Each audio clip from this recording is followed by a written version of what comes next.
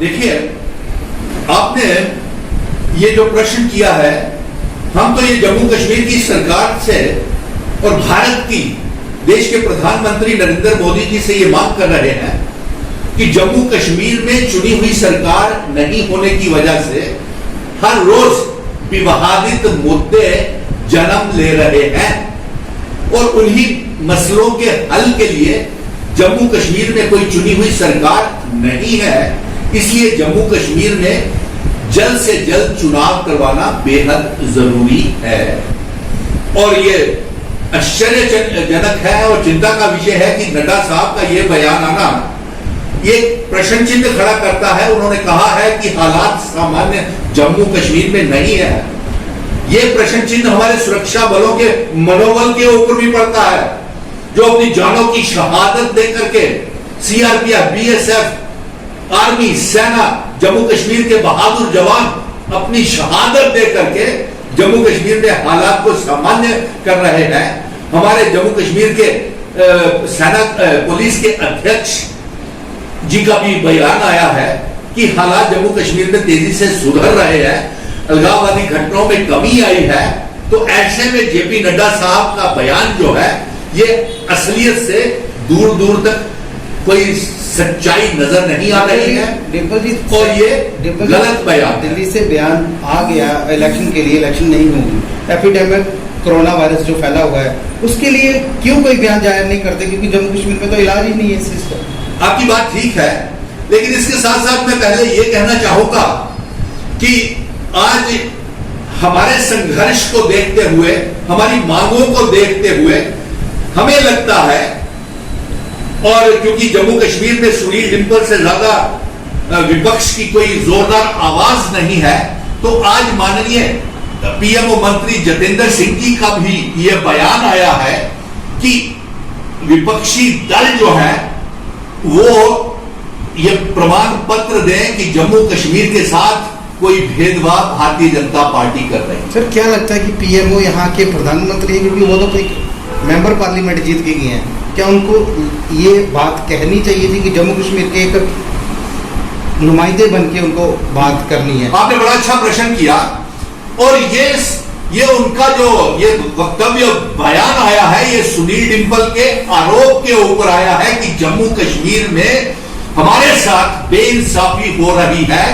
और मैं उनसे इस बयान के समक्ष ये कहूंगा कि पीएमओ साहब, ये अखबारों में, समाचार पत्रों में ये बयानबाजी करने से मसला हल होने वाला नहीं है।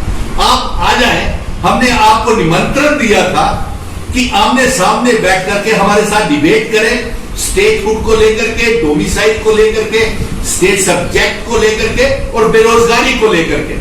और हमारा ये कहना था, और हम अब आपके इस बयान के लिए जो आपने दिया है उसके समक्ष आपको प्रमाण देते हैं कि आपने सबसे पहले हमारा जम्मू कश्मीर का राज्य का दर्जा हमसे छीना, हमारा विशेष अधिकार हमसे छीना, हमें इतनी खूबसूरत रियासत को एक मामूली सी यूनियन टेरिटरी बना दिया, हमारे ऊपर डोमिसाइल सर्टिफिकेट लाद दिया जो कि बाहरी राज्य के लोगों को जम्मू कश्मीर की सरकारी नौकरियों में नौकरियां देता है। इससे बड़ा प्रमाण और क्या होगा हमारे साथ डिस्क्रिमिनेशन का। और इसके साथ साथ आपने डोमिसाइल सर्टिफिकेट सबसे पहले निकाला और जम्मू कश्मीर की आवाम की पगड़ी उछाल दी, हमारे महाराजाओं की, डोगरों की और हमारे बुजुर्गों की, राजपूत सभा, क्षत्रिय सभा, महाजन सभा, ब्राह्मण सभा, चिनाव वैली, पीर पंजाल और कश्मीरी पंडितों की आपने पहला डोमिसाइल सर्टिफिकेट निकाल करके और ये हमारे पगड़ी को उछाला है और जम्मू कश्मीर की पगड़ी को उछाला है। और साथ में फिर आपने हमारे बेरोजगार नौजवानों को दिया क्या?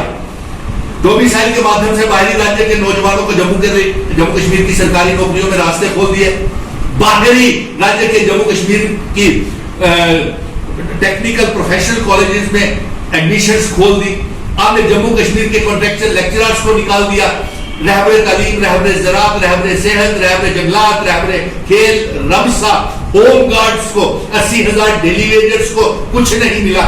SRO 202 के साथ आपने PMO साहब इतना गंदा मजाक किया। आप इससे बड़ा प्रमाण और क्या होगा कि जम्मू कश्मीर के साथ भेदभाव नहीं हुआ। और साथ में SRO 24 के बच्चों को आपने निकाल दिया। आप तो जम्मू कश्मीर के साथ पिछले 6 सालों से अपने सत्ता और कुर्सी के लालच में आप सिर्फ भेदभाव ही करते आए हैं। आज आपने लखनपुर टोल प्लाजा भी खुद लगवा दिया, सरोड टोल प्लाजा, बंद टोल प्लाजा, लखनऊ रोड के ऊपर टोल प्लाजा और रिंग रोड्स के ऊपर भी टोल प्लाजा लग रहे हैं। इससे बड़ा और प्रमाण क्या होगा कि हमारे साथ भेदभाव नहीं हो रहा, तो क्या अपनापन हमें दे रहे हैं? आपने 20,000 लाख करोड़ रुपए, 20 लाख करोड़ के आर्थिक पैकेज में कोरोना वायरस के आर्थिक संकट को निपटने के लिए, इकोनॉमिक्स क्राइसिस को देखने के लिए जम्मू कश्मीर की आवाम को एक पैसा तक नहीं मिला। इससे बड़ा और प्रमाण पत्र क्या होगा? माननीय जतेंद्र सिंह जी, नड्डा साहब, आप दोनों को मेरा विनम्र प्रार्थना है, फिर से निमंत्रण है कि आप हमारे साथ बयानबाजी करने की बजाय सुनील डिंपल को के साथ डिबेट कहां करनी है, कब करनी है, समय जगह आप तय करें। हम प्रूव करेंगे, प्रमाण देंगे कि हमारे साथ कितनी बेइंसाफी और कितना भेदभाव हो रहा है। इन दोनों के बयानों के ऊपर आज मुझे इतना ही कहना है। जय हिंद। मैं जम्मू का बेटा हूं, डोगरा हूं, डुग्गर हूं और हमेशा जम्मू कश्मीर की आवाम के लिए संघर्ष जारी रखूंगा। जय हिंद, जय भारत। आज की भागदौड़ भरी जिंदगी में इम्यूनिटी को बनाए रखना थोड़ा मुश्किल है, लेकिन मेरे लिए नहीं, क्योंकि मैं इस्तेमाल करता हूं बुराक कलौंजी टैबलेट, जो बनाती है मुझे अंदर से मजबूत। 100% खालिस कलौंजी से तैयार एक आयुर्वेदिक शाहकार बुराक कलौंजी टैबलेट, हर मर्ज की ये दवा जिसमें है शिफा। आज ही खरीदिए।